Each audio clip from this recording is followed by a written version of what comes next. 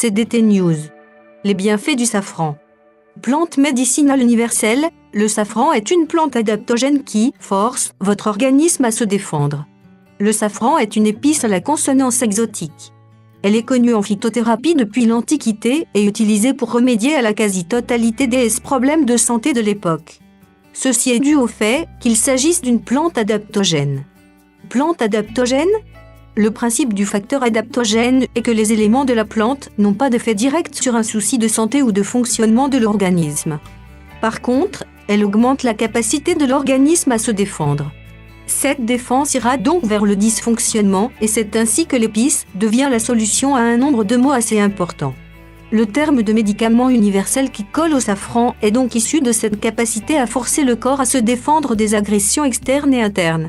Quand utilisait-on le safran ? Initialement, de fait de son universalité, on utilisait le safran dès qu'un problème survenait, accompagné des plantes plus spécifiques aux soucis. On utilisait donc déjà le principe de synergie entre les composés actifs. Ainsi, en Orient, le safran était une arme intéressante pour lutter contre les dépressions légères, les coups de déprime ponctuels et par voie de conséquence, le safran était un aphrodisiaque pour les femmes, moins de déprime égale plus de gaieté égale plus disponible pour l'acte sexuel. En Afrique du Nord, les nourrissons étaient une cible particulière des remèdes, notamment lors des poussées de dents, massage des gencives au safran. Un peu plus tard dans la croissance, les premières règles étaient soulagées grâce à ces préparations à base de safran. Les principes actifs du safran. Le safran est composé de plusieurs éléments, comme la vitamine B2, mais aussi de l'huile essentielle, safranale, de la provitamine A, sous forme de quercétine. Le safranal permettra une action à la fois analgésique et tonique du système nerveux. Les pigments agiront sur le système digestif, stimulation. A l'inverse, en médecine chinoise, les crampes, l'asthme, la tachycardie, l'hypertension sont des cibles privilégiées pour l'usage du safran.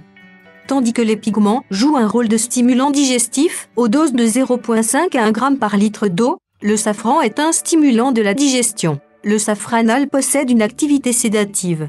De façon générale, le safran a la réputation d'agir sur le système nerveux. Il serait à la fois analgésique et tonique. Les risques du safran toutefois, attention au chant des sirènes. À forte dose, plus de 10 grammes, le safran est toxique. Mais comme les dosages habituels sont plutôt de l'ordre de 0,01 à 0,02 grammes par jour, les risques sont assez faibles. Quelles idées d'utilisation? La tisane au safran va pouvoir apaiser la toux, le rhume. 0,5 g par litre d'eau est un dosage usuel. Si vous avez des douleurs buccales, notamment gencives, massez-vous à l'aide d'un mélange de miel et de safran. Le massage fonctionne aussi sur des zones musculaires particulièrement nouées. Dans ce cas, évitez le miel, mélangez plutôt le safran à une base de glycérine ou d'huile essentielle. Si la digestion est difficile, une soupe, bouillon à base de safran devrait vous aider quelque peu. Merci d'avoir vu notre vidéo, abonnez-vous pour vous mettre au courant d'intéressantes informations.